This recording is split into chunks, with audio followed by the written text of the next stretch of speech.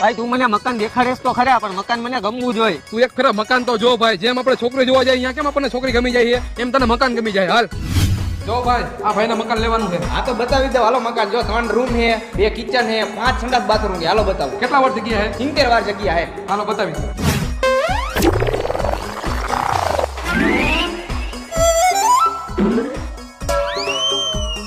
ભાઈ મકાન તો ઓકે છે, પણ આ કેટલામાં દેવાનું છે? 15 લાખમાં દેવાનું છે. તો ભાઈ તમે આ મકાન લીધું તું કેટલામાં? મેં આ મકાન 30 લાખ રૂપિયામાં લીધું છે. તો 15 લાખમાં કા તમારે દેવું છે? પેલા ભાઈ તું કેરી ખાને ગોટલી નો કરીને દે પૈસા.